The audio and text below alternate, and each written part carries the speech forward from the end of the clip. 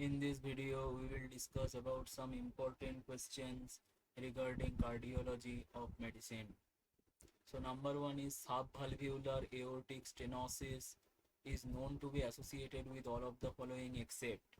Here what you will need to remember is subvalvular aortic stenosis is most commonly associated with patent ductus arteriosus or PDA. It is also associated with coarctation of aorta and VSD as well as aortic regurgitation, but most common is PDA, but it is not associated with tricuspid valve atresia, so the answer will be C, tricuspid valve atresia. The second question is a 58-year-old man with hypertension is brought to the emergency room after sudden onset chest pain that radiates to its back and arm. The pain does not change with deep inspiration. Physical examination, the important point is there is unequal blood pressure in his both arms, 160 by 90 in the left arm, 120 by 70 in the right arm. So there is sudden onset chest pain with unequal BP. So it is aortic. The diagnosis is aortic dissection.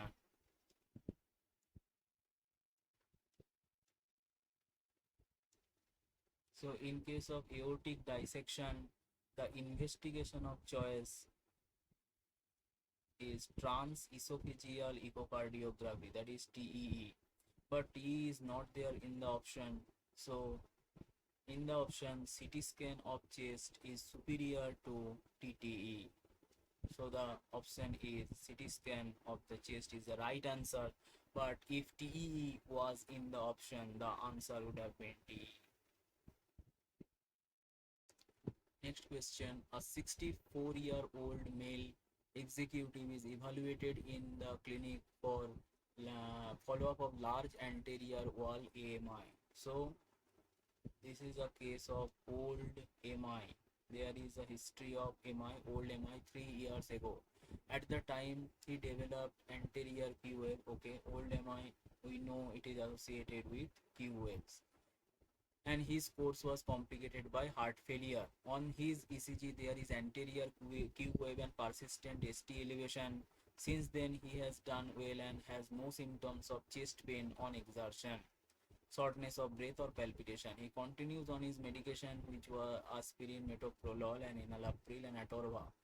What is the abnormality seen on the patient's X-ray shown in the figure below? So what we can see in the figure is that there is abnormal shape of the right ventricle, abnormal shape in the right ventricle.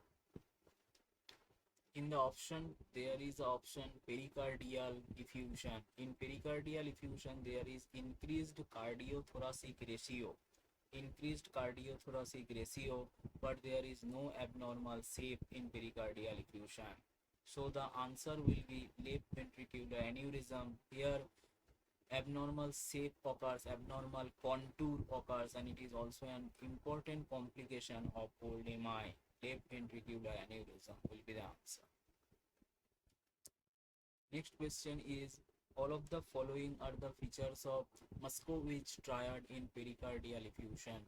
This is the triad you have to remember in pericardial effusion. This triad includes widening of the cardiac silo, yes, blunting of the cardiophrenic angle, increase in the cardiac dullness, and abrupt transition of pulmonary resonance to cardiac dullness. These three are included in the triad.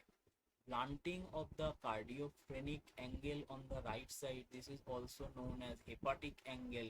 This is not included in the triad. But this is a feature of pericardial effusion. It is present in pericardial effusion. Pericardial effusion, it is present, but it is not a part of the triad. So this is the answer here.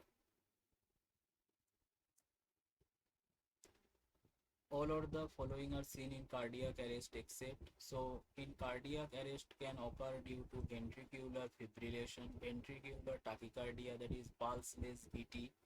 So ventricular fibrillation, ventricular tachycardia, and electromechanical dissociation. Atrial fibrillation does not cause cardiac arrest. So this is the answer here.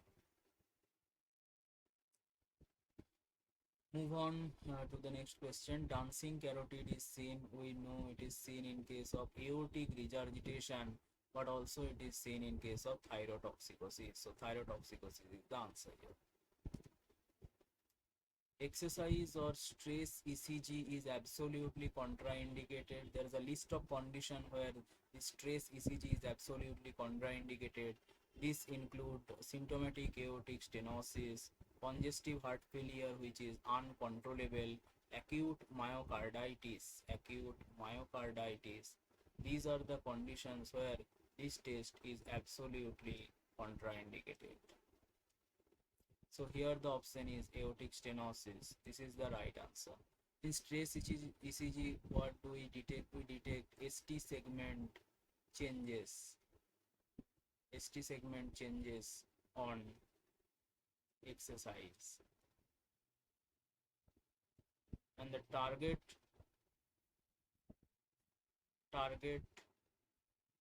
heart rate we achieve in exercise is 85% of maximum. What is the maximum heart rate? These are some extra points. Maximum is 220 minus h. This is the maximum heart rate. So 85% of this is achieved in stress echo or exercise ECG. Okay. Next question. 68-year-old woman presented with unstable angina underwent cardiac catheterization. There is difficulty in advancing the guide wire.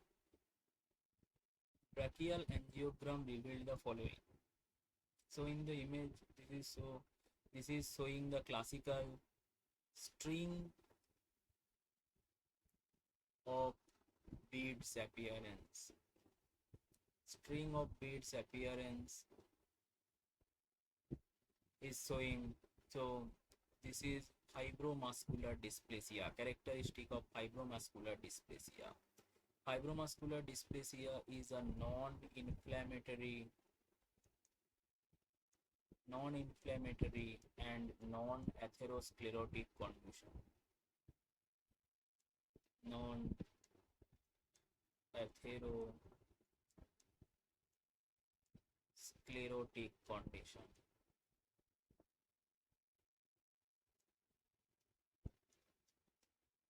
Non-atherosclerotic and non-inflammatory condition. Here string of bead appearance is seen in case of fibromuscular dysplasia.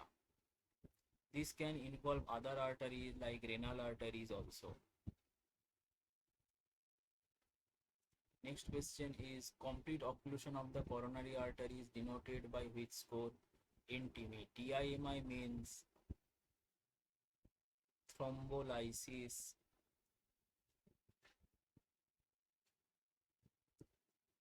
in myocardial infarction. There are 4 grades, 0, 1, 2, 3. In 3 it is normal perfusion.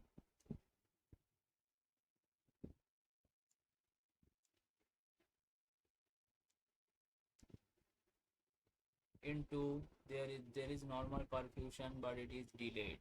So delayed perfusion in 2.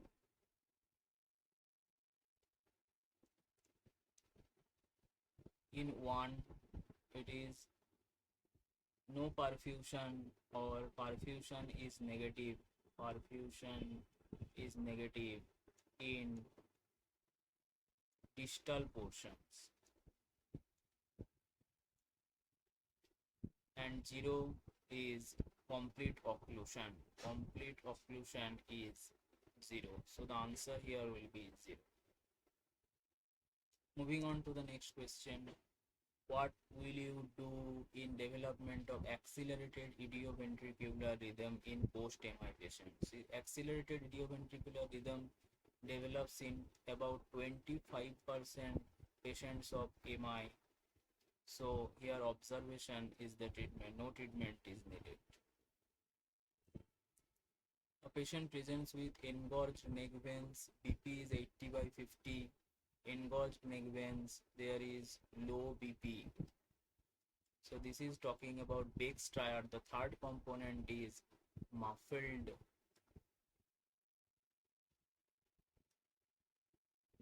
heart sounds.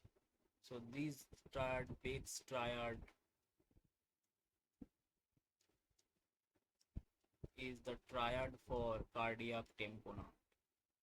So the answer is cardiac tamponade. Pneumothorax and hemothorax will not be, because there is no mention of respiratory distress in the question.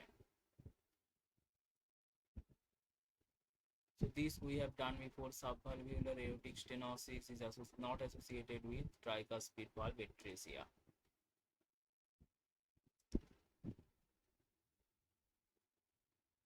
Next is 23-year-old woman presents with palpitation to the emergency room, which is going on for 1 hour. 1 hour palpitation, and her pulse is 170 beats per minute, and the lungs are clear, heart sounds are normal. ECG reveals a narrow, complex, regular tachycardia at 170 per minute.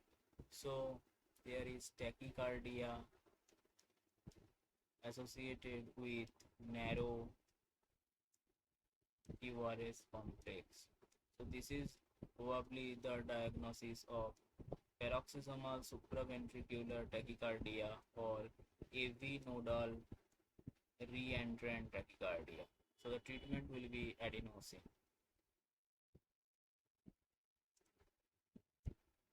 Primary pulmonary hypertension has following features on ECG except sinus tachycardia occurs in pulmonary hypertension. Increased P wave amplitude occurs. So this is the P wave. The first half of the P wave denotes right atrial depolarization. The second half denotes left atrial depolarization. If there is any problem in right atrial depolarization, it causes an increased amplitude, whereas in left atrial depolarization it causes increased breadth of the P wave.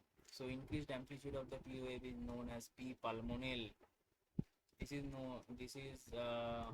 seen in right atrial abnormality or right atrial hypertrophy. Right atrial hypertrophy occurs in pulmonary hypertension. Pulmonary hypertension can lead to right ventricular hypertrophy and right atrial hypertrophy. Right atrial hypertrophy leads to P pulmonale, and right ventricular hypertrophy can lead to right axis deviation. So right axis deviation occurs. So the option left is ST elevation. This does not occur in pulmonary hypertension, and this is the answer here. In HOCM, all are risk factors for sudden death. Here you have to remember mitral regurgitation occurs in HOCM. That is the functional mitral regurgitation, but this is not a risk factor for sudden death in HOCM. So this concludes today's video of important questions for Neetpg. You can join our Telegram group for the questions and many more stuff there.